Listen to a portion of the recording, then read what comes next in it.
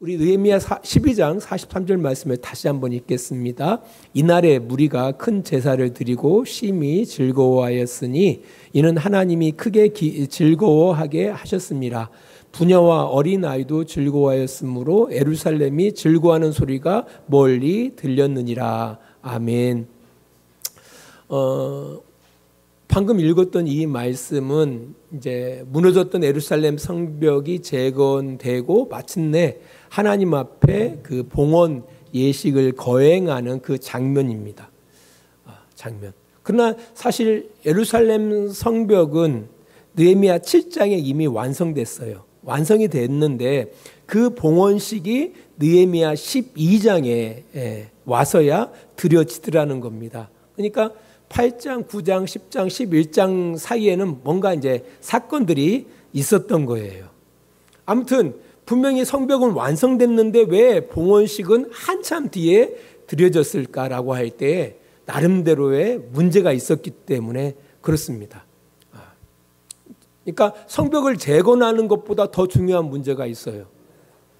성벽 재건의 궁극적인 목적은 이스라엘의 재건에 있어요.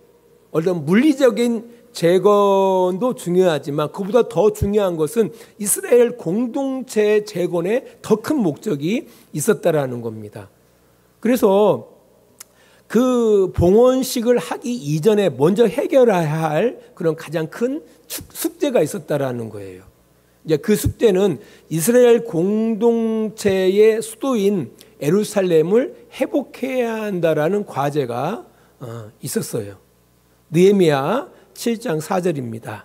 우리 같이 읽습니다. 그 성읍은 강대하고 그 주민은 적으며 가옥은 미처 건축하지 못하였습니다. 한 나라가 건강하게 잘 재건되기 위해서는 먼저 수도가 잘 세워져야 돼요. 근데 이스라엘 공동체의 수도는 분명 예루살렘이에요. 근데 예루살렘이 폐허가 됐어요. 지역은 광대했지만 폐허가 됨으로 말미암아 그곳에 사는 사람들이 적었다라는 겁니다.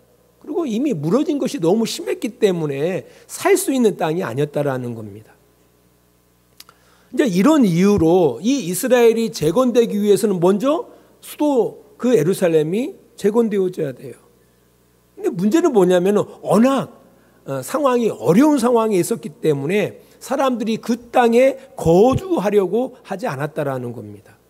그러니까 그런 이야기라는 것은 예루살렘에 거주한다라는 것은 생계의 어려움, 어떤 재건의 고통을 감수하지 않고서는 그 땅에 거주할 수 없었다라는 겁니다.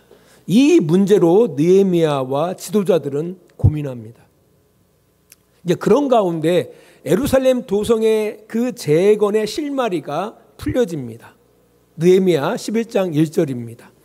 백성의 지도자들은 예루살렘에 거주하였고 그 남은 백성은 제비 뽑아 10분의 1은 거룩한 성 예루살렘에 거주하게 하고 그 10분의 9는 다른 성읍에 거주하게 하였으며 라고 이야기하고 있습니다. 우리가 난세에 영웅이 난다라는 말이 있어요. 사회가 극도로 혼란스럽고 백성들이 고통받는 위기 가운데 있을 때에 그 위기를 극복하고 새로운 질서를 세우는 지도자나 인물이 등장한다라는 말입니다. 사실 평온한 시대에는 지도자가 크게 눈에 띄지 않아요. 하지만 위기의 때에 진정한 지도자가 눈에 띄는 법입니다. 지금 상황이 그런 상황이에요. 희생을 감수하고 예루살렘에 거주해야만이 이 예루살렘이 이제 재건되어지는 거 아닙니까? 근데 마침 유대 공동체 가운데 지도자들이 솔선수범해서 예루살렘에 거주하기로 뭐 했다라는 겁니까? 결단했다라는 겁니다. 그들은 자발적으로 그 희생을 감수하고 예루살렘 거주를 선택했던 거예요. 폐허가 된 예루살렘에 거주하면서 그 도성을 재건한다라는 것은 안락이 아니라 고통이 따르는 일이에요. 뭐 돈을 번다라는 것도 쉽지 않아요. 왜냐하면 이미 폐허가 된 땅이니까요. 사람은 누구나 그렇지 않습니까? 인간의 본성이라는 게 쉬움과 안락함을 추구하지 않습니까? 그러나 진정한 지도자들은 그 본성을 거슬려서 어떤 공동체의 생존과 미래를 위해서 자발적으로 어려운 길을 선택한다라는 겁니다. 예수님께서도 그런 삶을 살았던 거예요. 노블레스 오브리주라는 말이 있습니다. 고귀한 신분에 따르는 의무라는 말이에요. 제1차 세계대전 때 영국 귀족들의 희생이 의외로 컸던 시기로 알려져 있습니다. 당시 영국의 귀족 가문의 장남이나 상류층 자제들은요, 그 중에 옥스퍼드, 캠브리지 대학을 졸업하고요, 그들은 장교로 인간하는 것을 일종의 의무로 여겼다고 합니다. 또 그들은 전쟁터에 가서 사병들보다 전선 선두에서 돌격하고 지휘를 맡았다고 그래요. 그래서 전사율이 일반 병사보다 훨씬 높았다라고 합니다. 훨씬 높았다라고 해요. 예. 이것이 바로 노블레스 오블리주라는 그 의미가 담겨져 있는 이야기예요. 지금 현 찰스 3세가 영국의 국왕 아닙니까? 그의 어머니 엘리자베스 2세 여왕도 그가 공주 시절 때에 2차 세계대전에 참전합니다. 그래서 그가 트럭 운전을 해요. 정비교육을 받으면서 복무했다라는 겁니다. 그 공주가 몸소 솔선수범해서, 그래서 영국 국민들이 그들을 뭐 하는 겁니까? 존경하는 겁니다. 앤드루 왕자도 역시 마찬가지죠. 예. 앤드루 왕자도 1982년 포틀랜드 전쟁 당시에 헬기 조종사로 그 전투에 직접 참전을 했다라는 겁니다. 이러한 정통. 이게 특권을 누리는 상류층이 평시에서는 그렇지만은 어떤 위기 가운데 있었을 때에 자신의 생명을 걸고 나라를 지키는 그런 의무를 다하는, 이게 그래서 영국 사회에서 귀족이라는 것이 존경을 받는다라는 거예요. 사실 오늘날 한국교회도 엄청난 갱신이 요구되는 시대 가운데 있지 않습니까? 교회의 진정한 회복을 위해서 누군가가 먼저 이 교회 갱신을 위해서 희생을 해야 한다라는 겁니까? 해야 돼요. 어려운 짐을 져야 한다라는 겁니다. 그 짐을 누가 져야죠? 누가 먼저 져야 합니까? 저희 같은 교회 목사들이 이 일을 감수해야 한다라는 겁니다. 근데 참 재밌는 것은요. 요즘 이제 부교역자로 해가지고 교회에 이렇게 원서를 낼 때 이게 큰 교회, 대형 교회에는 그렇게 원서 지원을 많이 한다고 그래요. 근데 소형 교회는 아예 지원을 안 한다고 합니다. 이번에 이제 군산시 기독교 연합회 체육대가 있거든요.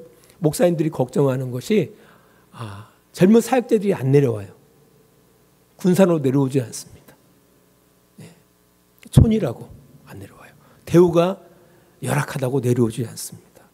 그러다 보니까 그 목사님들이 다 늙었어요. 제가 청년이에요. 교회만 어르신, 예를 들어서 한 75세, 80대 되시는 분들이 교회에서 서빙하고 있거든요. 지난 주간에 그 직장 선교회 연합 찬양제가 있었거든요. 이제 성광교회에서 열렸는데, 그때 이제 식사 봉사하시는 분들을 보니까 다리를 쩔룩쩔룩 하시면서 봉사를 해요. 한 70대가 넘으신 것 같아요, 보니까. 안타깝죠. 아무튼 한국교회의 갱신이 어느 시대보다 필요한 이때에 누가 그 어려운 짐을 지고 나가야 할 것인가라고 할 때 우리 목회자들이 먼저 그 짐을 지고 나가야 한다라는 거죠. 그때 교회 갱신의 문이 열린다라는 겁니다. 교회도 마찬가지고 성도들도 마찬가지입니다. 사실 돈을 인생의 최고의 가치나 목적으로 숭배하는 시대 가운데 우리가 살아가고 있지 않습니까? 교회와 성도들, 우리가 살아가는 세상이 그래요. 예. 그런 가운데 사실 성도들과 교회가 거기에 무릎 꿇지 않고 우리가 빛으로 소금으로 또 한 아래에 썩어지는 미달로 부름을 받은 우리들이 어둠 가운데 자신을 태워서 빛을 비추는 것처럼, 맛을 잃어가는 세상 가운데 자신을 녹여 맛을 내는 것처럼, 더 많은 열매를 기대하면서 자신이 썩어지는 것처럼 이것을 우리의 명예로 영광으로 생각하고 이 일에 우리가 앞장서 나갈 때에 교회는 교회다워질 수가 있는 거고, 그죠? 교회는 갱신되어질 수가 있다라는 겁니다. 우리 잠언서 22장 1절에 이런 말씀이 있습니다. 많은 재물보다 명예를 택할 것이요 은이나 금보다 은총을 더욱 택할 것이니라. 우리 주양교회와 우리 성도님들, 사실 우리는 이 세상의 리더들로 부름을 받은 이들이에요. 왜? 우리는 빛으로 소금으로 부름을 받았기 때문에. 재물보다 명예를 택하시고 금보다 은보다 은총을 택하시는 우리 주양교회와 성도님들이 되시기를 축원합니다. 그 일에 그것을 우리가 가치로 생각하고 살아갈 때 우리가 속한 공동체를 새롭게 할 수 있는 겁니다. 이런 유대 지도자들의 솔선수범이 있었기 때문에 그 남은 유대인들도 그 일에 동참하게 되어집니다. 우리 느헤미야 11장 1절 다시 봅니다. 백성의 지도자들은 예루살렘에 거주하였고 그 남은 백성은 제비 뽑아 10분의 1은 거룩한 성 예루살렘에 거주하게 하고 그 10분의 9는 다른 성읍에 거주하게 하였으며, 이제 지도자들이 솔선수범하다 보니까 그 유다 공동체 백성들 가운데 제비를 뽑아서 10분의 9가 예루살렘에 거주하게 되는 거예요.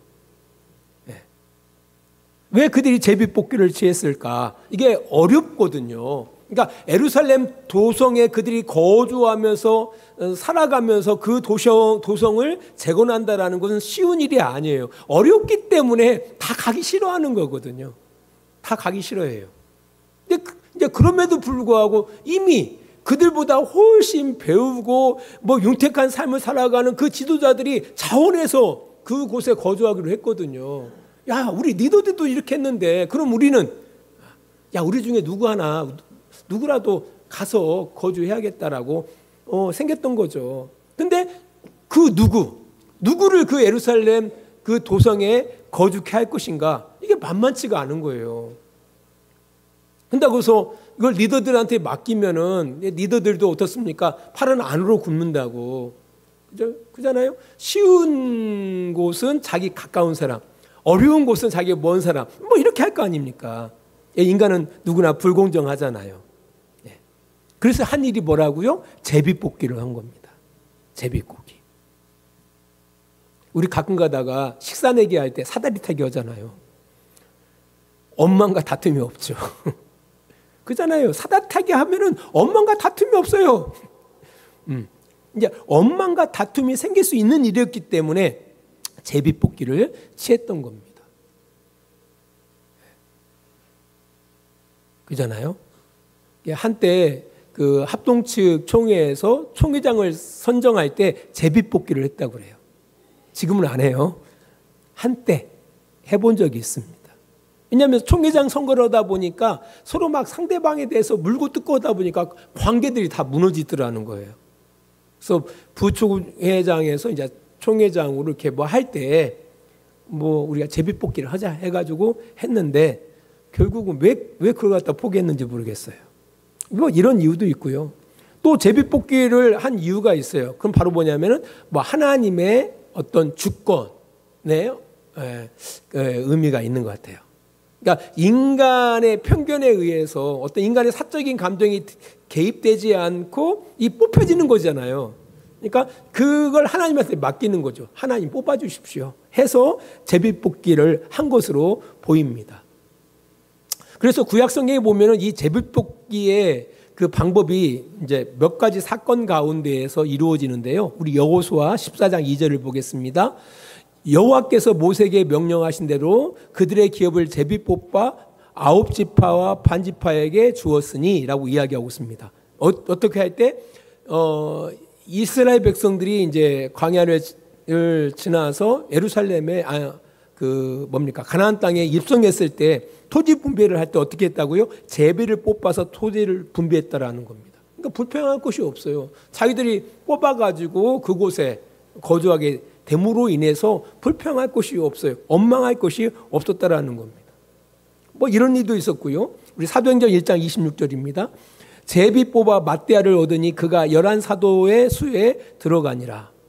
이것은 가룟 유다가 예수를 팔고 스스로 자살함으로 인해서 사도의 자리가 비잖아요. 그래서 한 사도를 세우는데 같은 조건 하에 두 사람을 놓고 제비를 뽑습니다. 그때 기도하죠.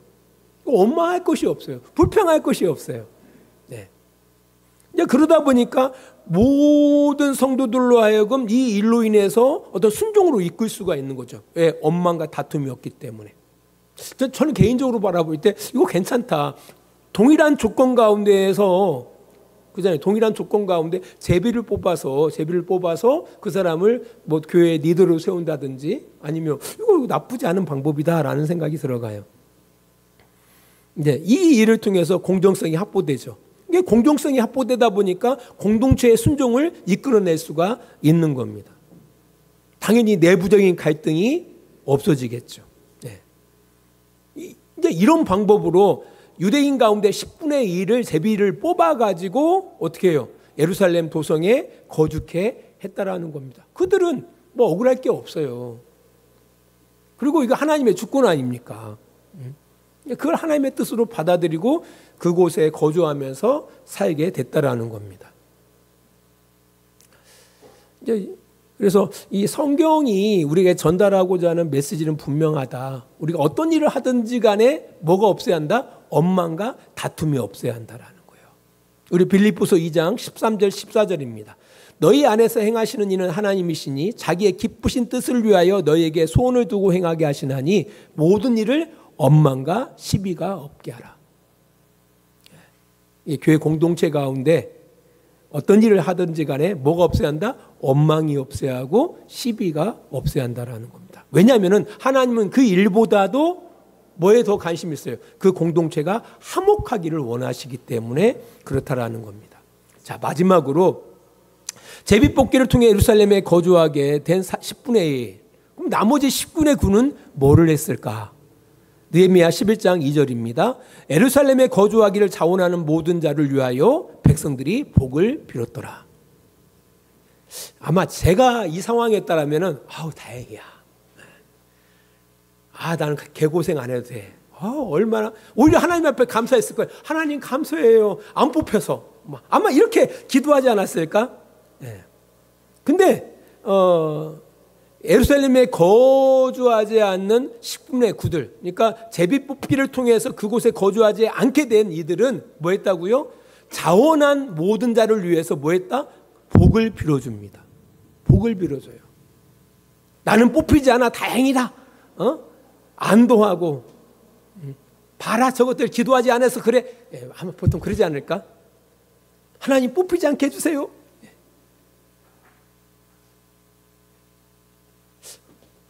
오히려 뽑히는 것이 은혜 아니에요? 뽑히는 것이. 근데 뽑히지 않게 해주세요. 만일 예를 들어서 뭐 전쟁이 났는데 뭐 징집을 해요. 근데 제비뽑기를 통해 징집을 한다고 생각하십시다. 그러면 얼마나 많은 부모들이 우리 자식 전쟁터에 나가지 않도록 뭐 얼마나 기도할까요? 아마 프리카드 거칠 거예요. 거치면서 자식 군대 나가지 않도록 막 그 뽑기를 위한 뭐 40일 철야기도 40일 새벽기도 이런 것도 이루어지지 않을까요? 참 저도 자신 있게 이야기할 수는 없겠지만 만만치가 않아요. 근데 느헤미야 12장 2절을 바라보니까 그 10분의 9가 뭘 했다고요? 백성들이 복을 빌었더라. 그들을 위해서 백성들이 복을 빌었다라는 겁니다. 이 얘기는 뭘 의미하고 있냐면은 힘든 길을 택한 이들의 희생과 헌신에 대해서 경의를 표했다라는 얘기예요. 경의를 표해주었다라는 겁니다. 이게 얼마나 아름다운 모습입니까? 힘들고 고통스러운 짐을 친히 지고 자원하는 그들을 향하여 그들이 감사와 존경을 행했다라는 겁니다. 이게 잘 돌아가는 공동체죠. 지도자들의 희생과 그에 따른 공동체들의 어떤 순종이 있었어요. 왜 10분의 1이 하니까요. 또한 그 헌신자들을 향한 나머지 공동체 그가 그들을 인정하고 그들을 존경하고 감사하고 이런 어떤 그 공동체가 비로소 그런 세팅이 이루어진 거예요. 이게 아름다운 공동체의 모습 아닙니까? 이 일 있은 후에 뭐가 이루어집니까? 하나님 앞에 봉헌이 이루어지는 겁니다. 이 성벽 재건에 대한 봉헌이 비로소 이루어지더라는 겁니다. 느헤미야 12장 43절 다시 한번 봅니다. 이날에 무리가 큰 제사를 드리고 심히 즐거워하였으니 이는 하나님이 크게 즐거워하게 하였습니다. 부녀와 어린아이도 즐거워하였으므로 예루살렘이 즐거워하는 소리가 멀리 들렸느니라. 사실 우리 한국교회의 갱신도 마찬가지예요. 먼저 짐을 자원하여 지는 지도자들의 솔선수범이 필요하고요. 또 기꺼이 그들의 솔선수범을 바라보면서 순종하는 성도들의 뭡니까? 이끔이 필요해요. 또 그들을 향한, 그들의 묵묵히 희생하고 자원하는 그들을 향하여 존경하고 감사하는 그 성도들의 그 태도들이 중요하다라는 겁니다. 이런 질서가 교회 공동체 가운데 회복되어질 때에 교회의 기쁨이 넘칠 수가 있는 겁니다. 가정도 똑같아요. 가정도. 항상 가정 속에서 그 불협화음이 나오는 이유가 뭡니까? 나는 열심히 헌신하고 있는데 띵까띵까하는 놈들이 있다는 거 아닙니까? 먼 데 있지 않아요. 우리 가까운 데도 있어요. 제가 말하면 혼나기 때문에 말도 못하고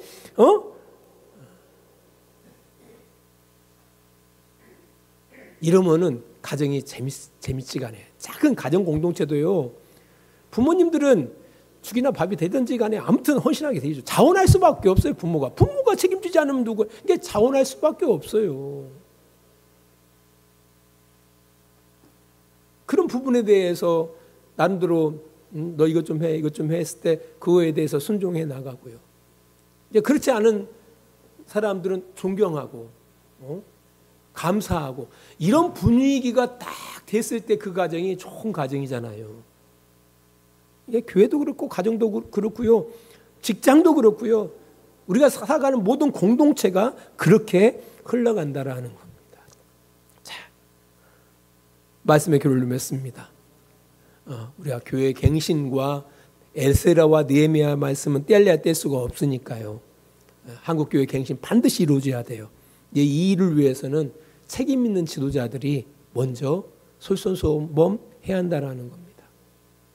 그리고 그 일에 그들의 솔선수범을 바라보면서 우리도 뭔가 해야겠다라는 그런 순종이 들어가고요. 그들을 향하여 존중하고 그들을 향하여 감사하는 이런 분위기가 한국교회 가운데 들어올 때 한국교회는 갱신할 수가 있는 겁니다. 기도하겠습니다. 하나님 아버지 감사합니다. 한국교회 갱신을 위하여 기도합니다.